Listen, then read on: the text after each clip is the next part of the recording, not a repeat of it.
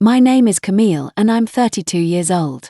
The moment my mother-in-law placed that plate in front of me at Thanksgiving dinner, everyone went quiet. Not the comfortable silence of gratitude. No, this was the kind of silence that precedes a car crash. The turkey on my plate looked different. Darker. The sides were separated from everyone else's serving dishes. And then I saw it, my sister-in-law Destiny's smirk from across the table. Special plate for our special guest, my mother-in-law Patricia announced, her smile not reaching her eyes.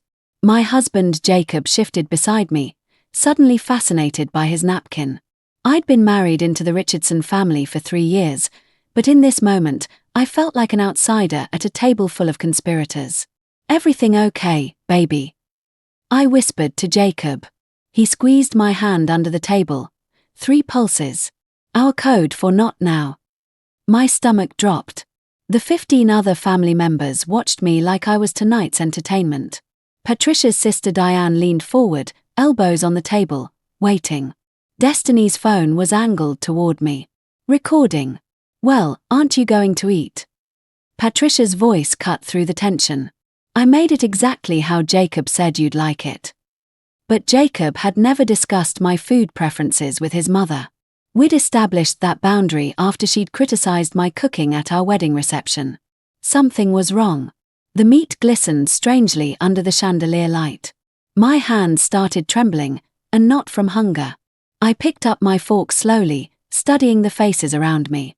This wasn't about food anymore. "Actually, Patricia, I'm feeling a bit off. Would you mind if I—" "Sit down, Camille." Jacob's voice was sharp, unfamiliar. My mother worked all day on this meal. His eyes wouldn't meet mine. This was the man who'd promised me partnership, who'd held me through my father's death 6 months ago, who'd whispered that his family would become mine. That man had vanished, replaced by Patricia's obedient son. "I just think maybe. You think you're too good for my cooking?" Patricia's voice rose, practiced offense dripping from every word. "Is that it?" The girl from the east side too refined now. The room temperature seemed to drop. Nobody defended me. Not Jacob's brother Devon, who I'd helped move twice. Not his cousin Shanice, who'd borrowed $3,000 from me last Christmas. Nobody. Destiny laughed, a sound like breaking glass. "Mama, you saw this coming. I told you she'd act brand new. Getting her little degree, thinking she's better than us now." She flipped her 20-inch bundles over her shoulder. "Some people forget where they came from." I started, but Patricia cut me off. "Eat the food, Camille. Or leave my table." The ultimatum hung in the air like smoke. Jacob's hand had gone limp in mine. I was alone, surrounded by family who'd never been mine at all. Flashback. The first time I'd met Patricia, she'd measured me with her eyes and found me wanting. "So you're the girl Jacob can't stop talking about," she'd said, not offering her hand. "Interesting choice."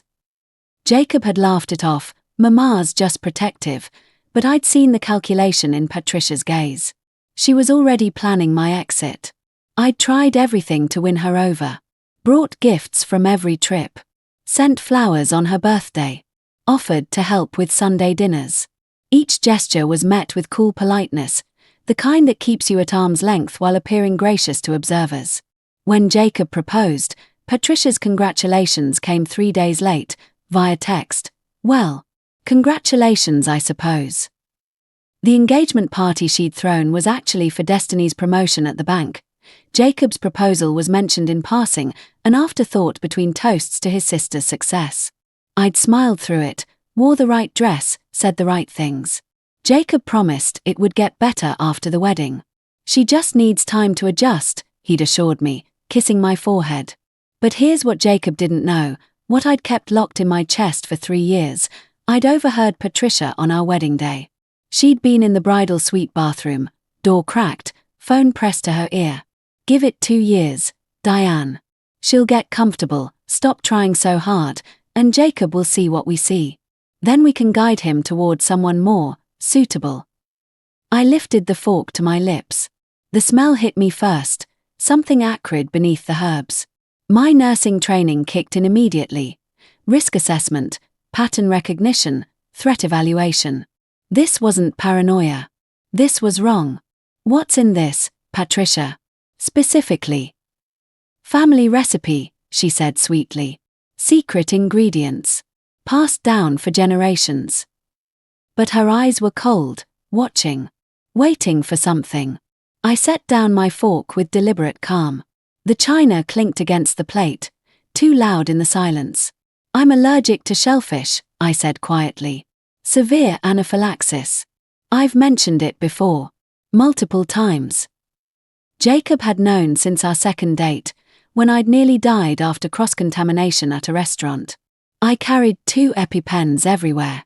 He'd been the one to stab me with the first one, hands shaking, praying through the ambulance ride. Patricia's smile never wavered. There's no shellfish in that turkey, baby. You're being dramatic. But Destiny's face had changed. Her smirk faltered, just for a second. She glanced at her mother, then at her phone, still recording. Devon cleared his throat uncomfortably. Then you won't mind if I have it tested, I said, pulling out my phone. I'll just take a sample to my colleague at the hospital. She runs the lab. Should have results by tomorrow. Testing food at Thanksgiving. Patricia laughed, but it sounded forced now. Jacob, your wife is accusing me of trying to poison her. Is this the woman you chose? Jacob stood abruptly. Camille, stop embarrassing me. Just apologize to my mother. Apologize.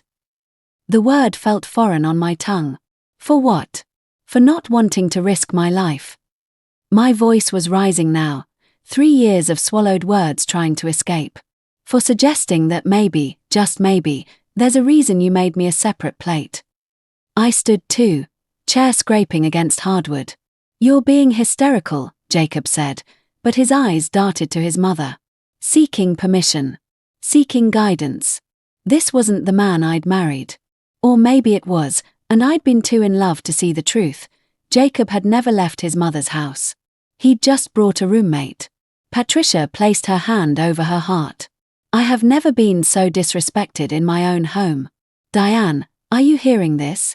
On Thanksgiving. Right on cue, Aunt Diane gasped, scandalized.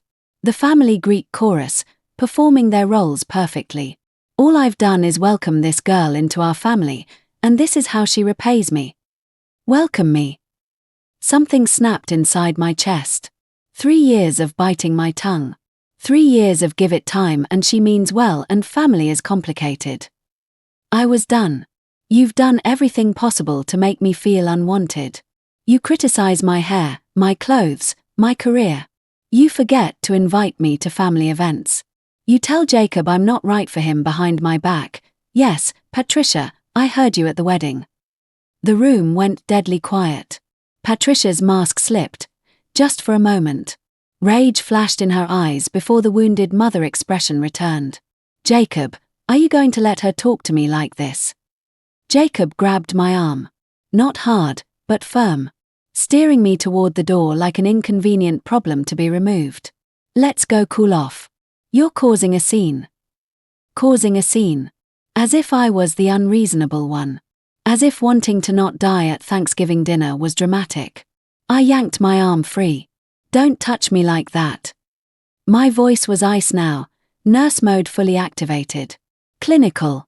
Detached. I'm taking a sample of this food.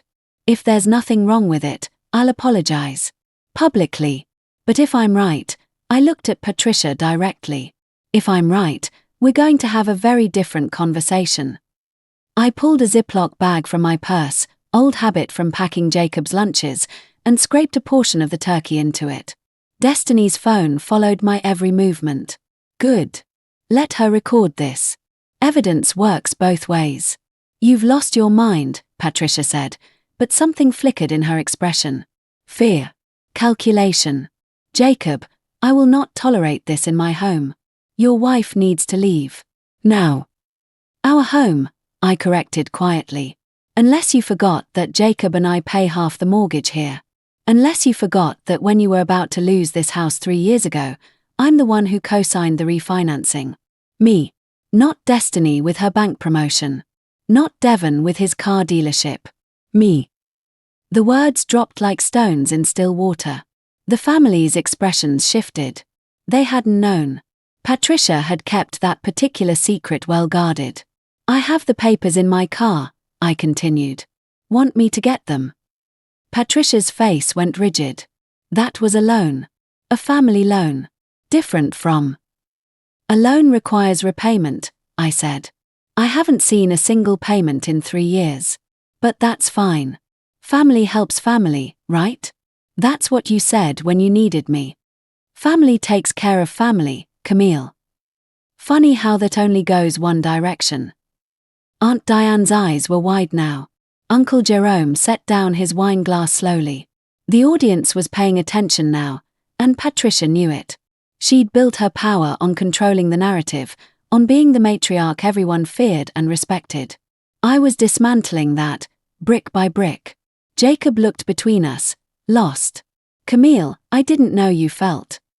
Because you never asked, I said, turning to him. My heart was breaking in real time, but my voice stayed steady. 3 years, Jacob. 3 years I've tried to be the daughter-in-law she wanted. The wife you needed. But I can't keep sacrificing pieces of myself on the altar of your mother's approval. I just can't. This is about the food. Devon asked, finally finding his voice.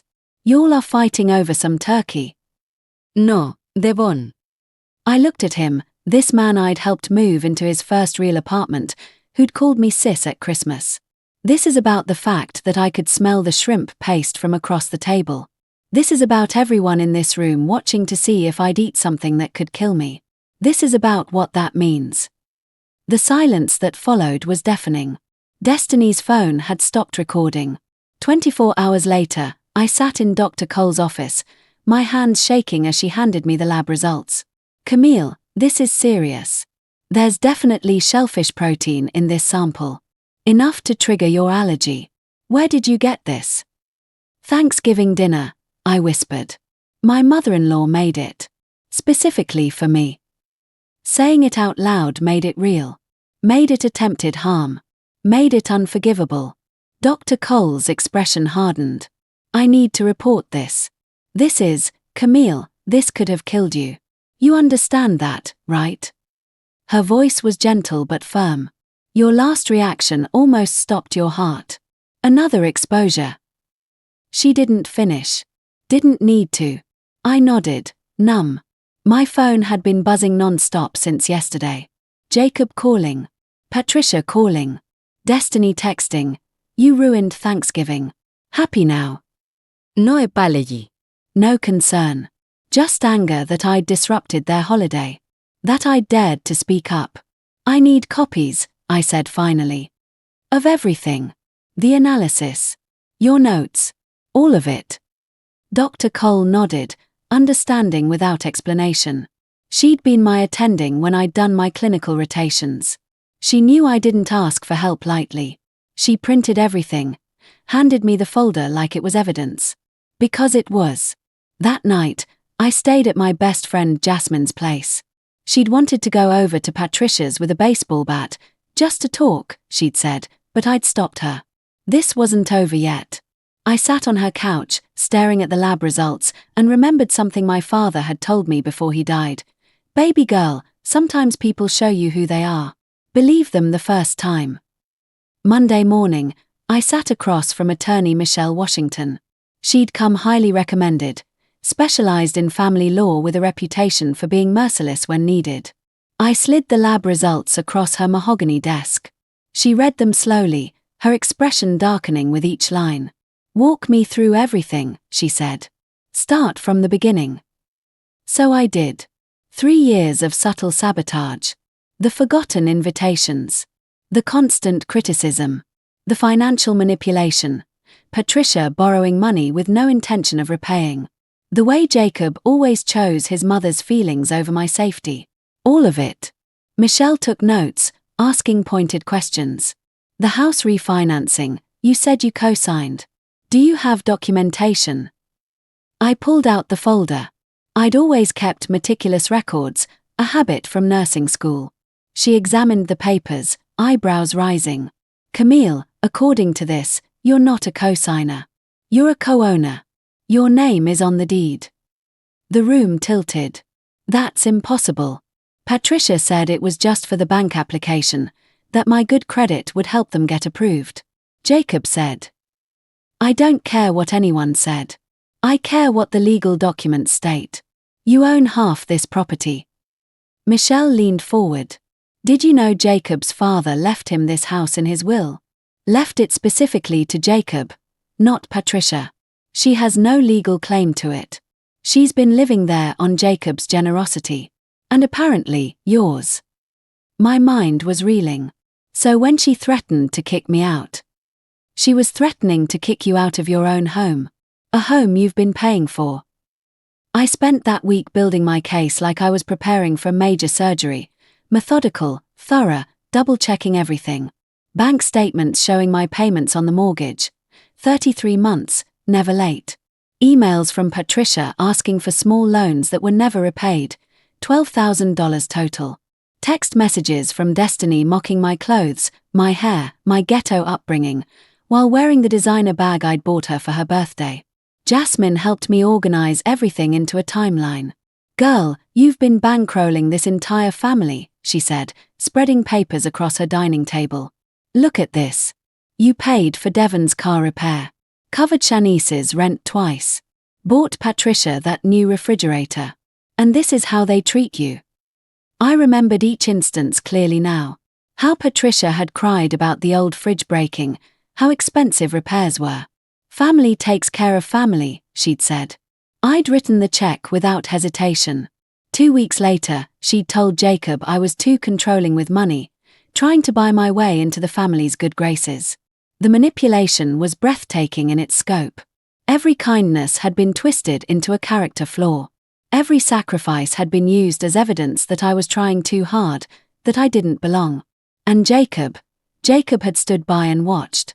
Or worse, participated. What are you going to do? Jasmine asked. I looked at the evidence spread before me. The lab results. The deed. The financial records. The text messages. The truth, finally visible after years of gaslighting. I'm going to have another Thanksgiving dinner, I said quietly. And this time, everyone's going to eat what I serve them. The email went out 3 days later. Subject, mandatory family meeting, Thanksgiving redux. Patricia called immediately. What is this nonsense, Camille? You don't get to summon my family. Our family, I corrected. And technically, I do. Check the address on the invitation. That's my house. Half of it, anyway. See you Saturday at 6. I hung up before she could respond. Jacob had been staying at Devon's, sending me long texts about how I'd overreacted, how family was complicated, how I needed to apologize and move forward. I'd responded to exactly one, see you Saturday. Saturday arrived with the weight of Judgment Day. I'd hired a caterer, no way I was cooking for these people, and arranged the dining room like a courtroom. Attorney Michelle sat to my right, Dr. Cole to my left. Jasmine guarded the door. The family arrived confused, angry, demanding explanations. Patricia entered last, Jacob trailing behind her like a shadow. This is ridiculous, she announced. I'm not staying for whatever performance you've planned. Sit down, Patricia. My voice cut through the noise. Everyone sit. Now. Something in my tone made them comply. They'd never heard this version of me, the one who'd worked double shifts, who'd held patients' hands as they died, who'd learned that sometimes survival means showing your teeth. When everyone was seated, I stood. Thank you all for coming. We're going to have a conversation about truth today. About family. About what those words actually mean. And nobody leaves until we're finished.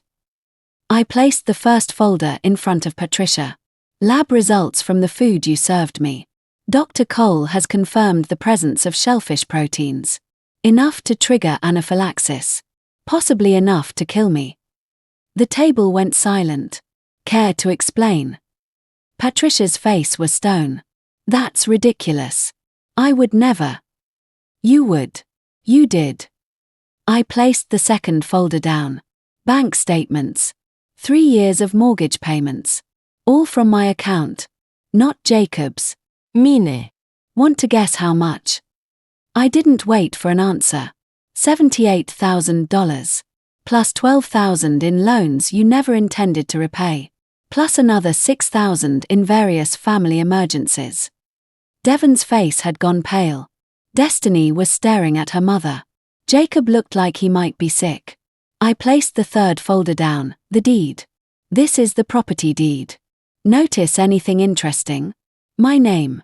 Right there, equal ownership with Jacob. Which means, Patricia, you've been living in my house. The house you threatened to kick me out of. That's not, Patricia started, but Michelle cut her off. It is.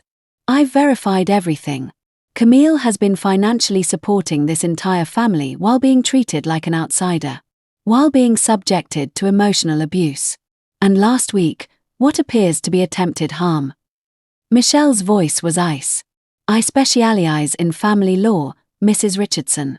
I've seen a lot. But this is remarkable even by my standards. Aunt Diane found her voice. Patricia, is this true? It's complicated, Patricia said weakly. She's making it sound. True or false? I demanded.